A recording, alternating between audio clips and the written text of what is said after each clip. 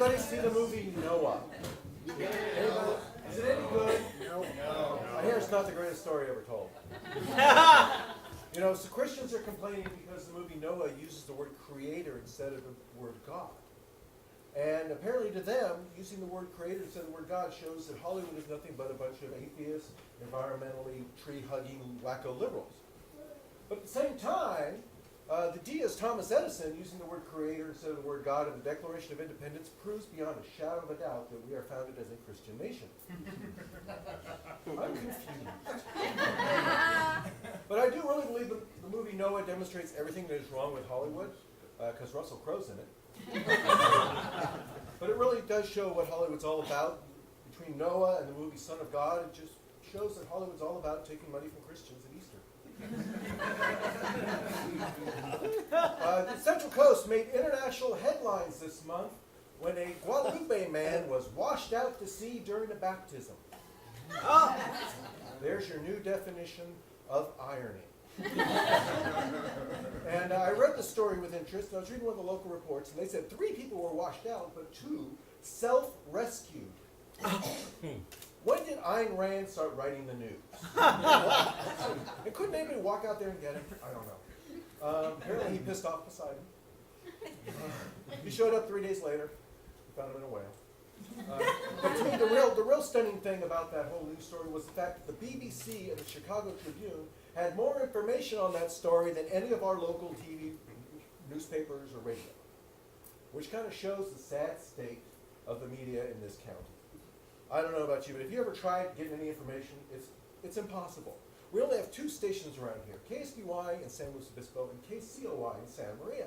You may have noticed that the Santa Maria station leads with crime in San Luis Obispo and Lompoc, and the San Luis Obispo station leads with crime in Santa Maria and Paso Robles. Because apparently you don't want to annoy the sponsors. But you know, it's really sad when the most accurate part of the newscast is the weather. That's just not good. TV sucks. Are there any good radio stations in this county? Seriously. You know, I like classic rock, so I used to listen to 95.3, The Beach. But now they're trying to pass off 80s music as classic rock. I'm sorry. Men Without Hats is not classic. Nor is it rock. Then we got the 107.3 where every band sounds like Green Day. Yay.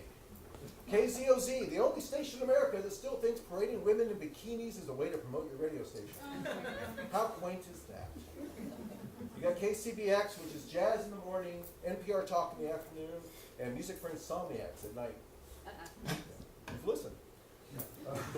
Then you have the Cal Poly station, KCPR, songs you don't like from bands you've never heard of. AM radio is worse in this county. We used to have 2 AM radio stations, but one went away. So we only have one, and that's KVEC. And that's right-wing hate talk all afternoon, with 4 hours of the Dave Congleton show dropped in the middle.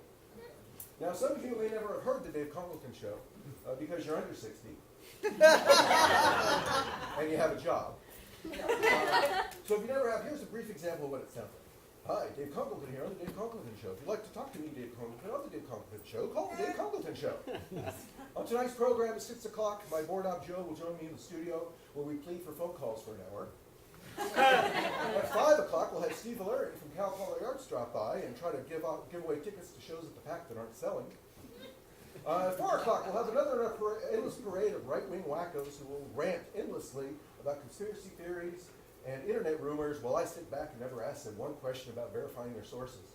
You don't forget the Dave Congleton Show here on KVC, your local source for news talk, because our company owns all the radio stations.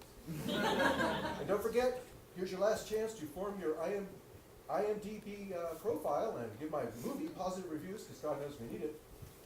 But up first today is Mr. Kevin Harris from the Soul Little Theater, who is here so I can badger him about why No Shame is 2 weeks after my bedtime. Thank you, everyone.